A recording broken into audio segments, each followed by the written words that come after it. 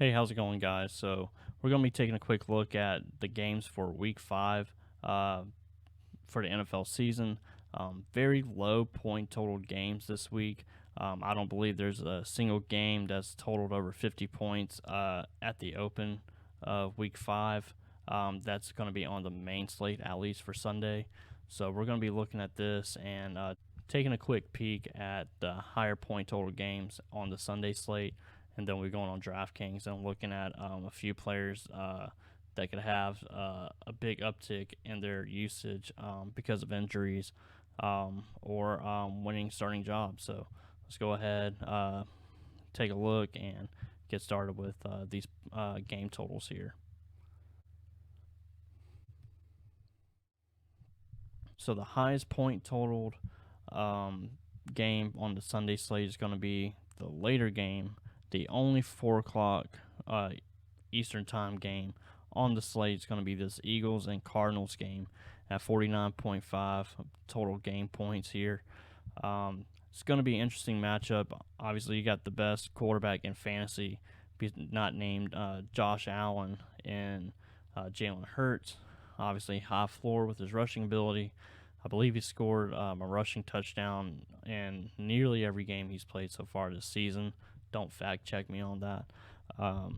You also got Kyler Murray coming off a pretty solid game against the weak Carolina Panthers. Again, 49.5 point total and a relatively close game, less than a touchdown spread here with the Eagles favorited. If I play that stack, it's definitely going to be with Jalen Hurts. I definitely don't want to play any receivers against that secondary who's been basically lights out early on this season.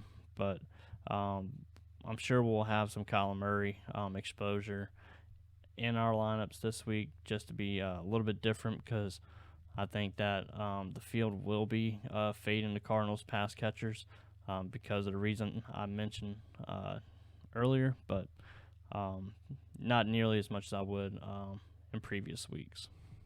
The next highest point total game is kind of surprising. We got the Falcons and Buccaneers at 48.5. The Buccaneers are favored by just a point over a touchdown. One of the key injuries here is we got Cordell Patterson that's going to be out for the next 4 weeks. So look for the rushing attempts to mainly go through Algier and Mariota. So that's going to be something to look forward to in the next couple weeks. Buccaneers are going to be a tough team to start off, changing up the rushing attack for Algier, but look for his snap share as far as the backfield carries go, skyrocket there. The next highest point total game is at 47.5 between the Chargers and the Browns. Justin Herbert has been playing really well to start off the season, despite having the rib injury that he sustained during the Chiefs game.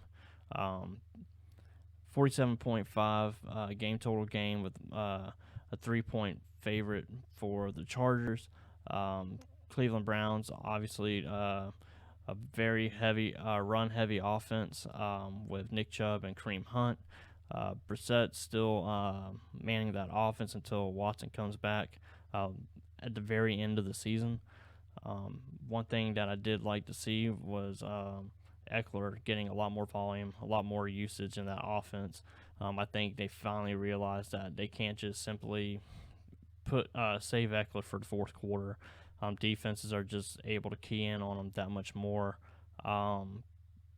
Defenses are able to key in a lot more on Eckler, knowing that he's only going to be playing the majority of snaps in the red zone and in the fourth quarter. So it was good to see him get the massive volume that he was able to this past week. One thing I noticed about the Browns this past week was Kareem Hunt getting a lot of usage in the pass game, getting a lot of dink and dunk passes from Brissett. One injury to look out for the Chargers is Allen, whether or not he'll be back this week as well. But in his absence, Mike Williams has stepped up, has really put on great performances in the 2 weeks that Allen's been out. So, which is always good to see. I like to see Big Mike actually being successful. he's had a pretty tough road so far in the NFL. So um, many fantasy owners are happy to see that high production that he's very well capable of finally pay off. The last one I'm going to mention as far as point totals go is the Bills and Steelers at 47, with the Bills opening up as the 14-point favorite. The biggest news coming into this game is Kenny Pickett taking over the starting job for the Steelers. Pretty tough matchup to have your first start in the NFL against the Super Bowl favorites in the Bills. But luckily, he's got Mitchell Trubisky as well to help him prepare against his former team. So look for the Steelers to be able to cover at 14, I believe. I think it's going to be a little bit closer game than than what's really being shown right now. I definitely don't think it's going to be a huge blowout of 14 points. Mike Tomlin will find a way to keep the Steelers in the game, whether or not they'll ever hold the lead or anything. But Mike Tomlin's a good enough coach to where he can keep it competitive regardless of the big talent gap they have between the two offenses. But again, the Bills have Josh Allen, who's basically been averaging 30 points every game so far this season as far as fantasy goes. One injury that needs to be noted for the Bills is Jamison Crowder is out, I believe, with the ACL injury. So he's going to be out for the rest of the season. So look for Isaiah McKenzie to get a lot more usage in the slot going forward for the rest of the season as well. All right, so now that we've looked at the point totals for the Week 5 Sunday slate, we're going to jump into DraftKings and see what the pricing looks like for certain stacks that I think will have a lot of upside, some stacks that are going to be underutilized or low ownership, I believe, early on. So let's go ahead and take a look and see what kind of stacks we can build on DraftKings.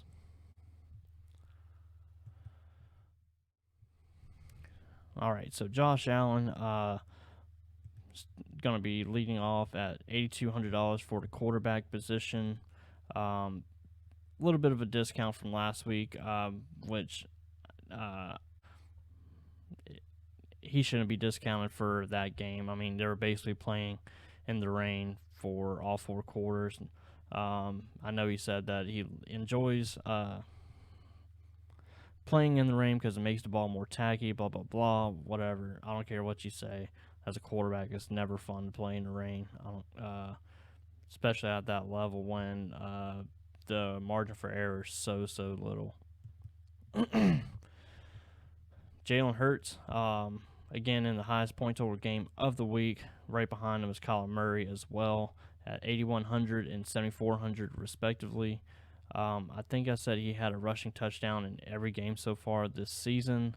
Let's see if I'm right on that.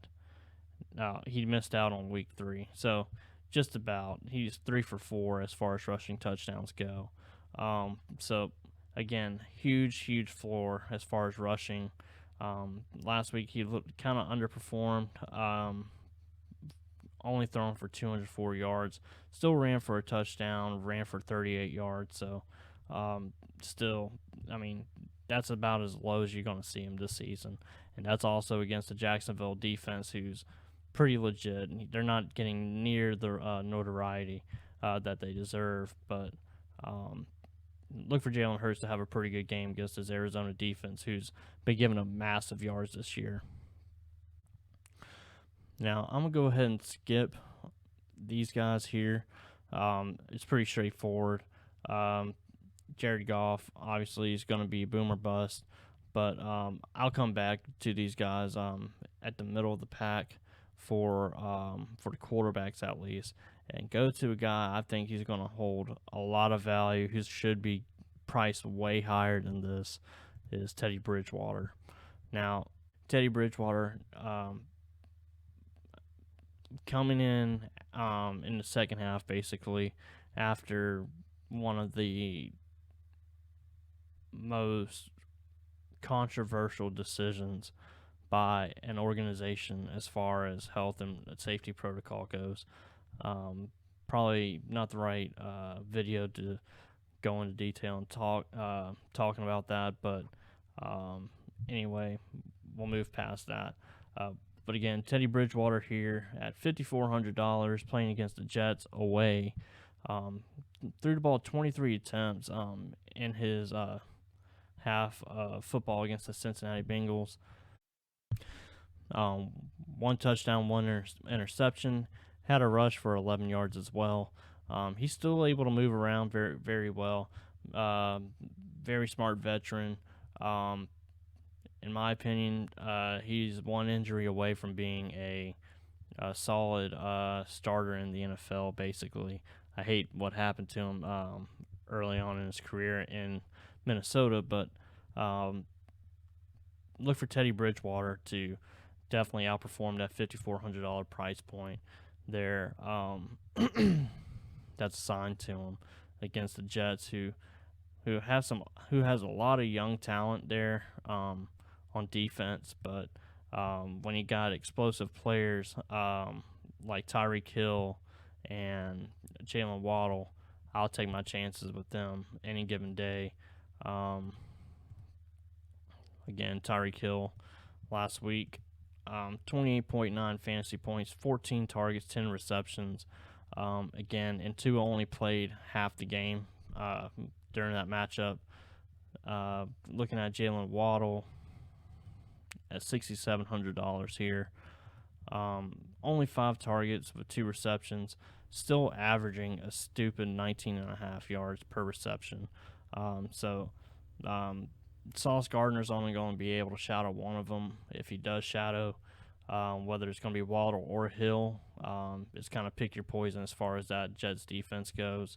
And then on the other side of things, with Zach Wilson being back, Corey Davis has proven to be one of his favorite targets when Zach Wilson is on the field. At $5,100, definitely look to play him in several different lineups there. And then once you pick your defense as well, you'll have a huge advantage as far as salary goes. Without even picking a tight end, you're at $5,500.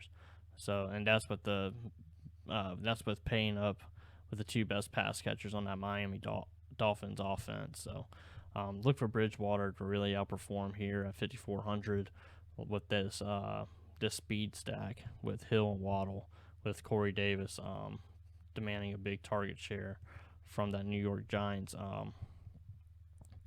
offense with Zach Wilson spinning the bean. And another guy that I think has upside, whether or not he's actually going to pull it off or not, it's going to be a long shot, but definitely worth the play in a few of your lineups, is Kenny Pickett. I mentioned that he took over the starting job for the Steelers. 10 completions on 13 attempts. Had a little bit of yardage for on the run. Threw 3 interceptions though. His three incompletions were interceptions. So again, rookie coming into coming in against one of the toughest teams in the NFL. But at $5,100 to match up Kenny Pickett with his pass catchers, we got Deontay Johnson, who is a target monster, with 12, 10, 11, and then lays an egg here at 4 targets. Obviously, that's going to be way past his floor for targets as far as targets go. But a guy that I think is going to be played a lot because of his performance this past week is George Pickens. 8 targets, 6 receptions, 102 yards, no touchdowns. I still pulled off a 19.2 fantasy day. Here in the past 2 weeks, as targets have gone up, I think it's just a matter of how great of an athlete he is, and just almost demanding the ball, having to get the ball in the hands of your best athlete on the field. and we know what the Bills are about. They got Stephon Diggs, they got Gabe Davis. Again, as I said earlier, Jamison Crowder is out, so look for Isaiah McKenzie to be coming in to fill in that role. Looks like here he's going to be in concussion protocol, so it's something to look into. If he's out, then look for Dawson Knox to really pick up the slack from McKenzie and Crowder. Should McKenzie be out with a concussion. And for my last stack here that we're going to look at that I think could have some upside to is going to be Carson Wentz. Again, last week and the week before, not his best performances here at 9.64 and 9.3 fantasy points in the past 2 weeks, respectively. Still has a lot of pass attempts, which is always good to see as far as fantasy opportunities there. Just hasn't been efficient enough as far as touchdowns go. 1 touchdown and 2 interceptions last week. And then obviously fumbles has been an issue as far as when he scrambles as well. A lot better matchup against Tennessee. Tennessee obviously is going to be a run-heavy offense. But again, now that Tannehill is left, they don't have the weapons that they once had when Corey Davis and A.J. Brown were there. So it's a lot more dependent on Derrick Henry and his performance. But this Carson Wentz stack at $5,700 is looking pretty good against this matchup with Tennessee. Again, Curtis Samuel came back to earth a little bit here in the past 2 weeks. 7.8 fantasy points. Still getting a massive target share at 7 targets and 10 targets as well in week 3. I don't think that's going to be something that's like a fluke. I mean, I think that's going to be a solidified role as far as his targets go. I think it's going to stay above 7, if not 8, for the duration of the season, as long as he stays healthy. I saw where Jahan Dotson has suffered like a hamstring injury. So, as said here, Rivera said he's going to be out a week or 2.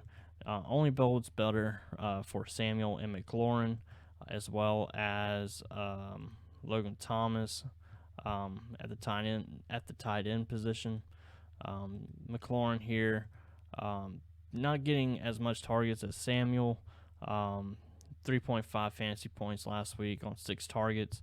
Only gotten into the end zone 1 time, and that was in week 1 against Jacksonville.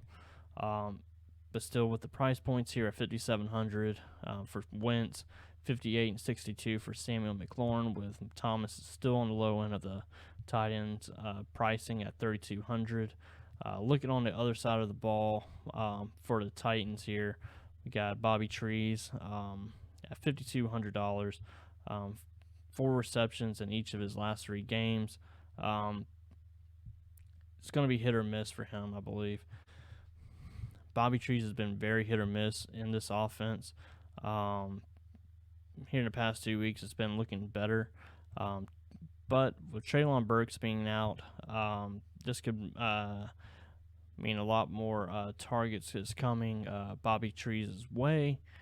On the flip side of that, we've got Kyle Phillips here, who was who had a huge role in week 1 against the Giants. Hadn't seen that in the past 2 games that he's played. Obviously, he was out in week 3 with an injury, so this could be a good spot for a value pick at $3,900. And then we got Mr. Westbrook Ekine. Sorry if I butchered that name. Didn't see any targets last week in week 4.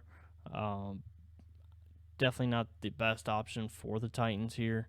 If I'm looking for bring back players for this win stack, I'm definitely looking more towards Bobby Woods and Kyle Phillips in that spot. Just looking at the point totals for the games for week 5. Also looking at the stacks that I will be playing this week as well, with lower price points and players that I think are very underpriced for the upside that they hold for this week's matchup. So stay up to date with the injuries going into this week. There's quite a few of them heading into week 5. So drop a comment on some games that you're going to be focusing on to build stacks around. And best of luck on the week. I'm going to be trying to put out a lot more videos this week going into week 5. So thank you guys for watching. If you haven't already, subscribe to the channel, like the video, and again, drop that comment in the comment section. Thank you guys for watching.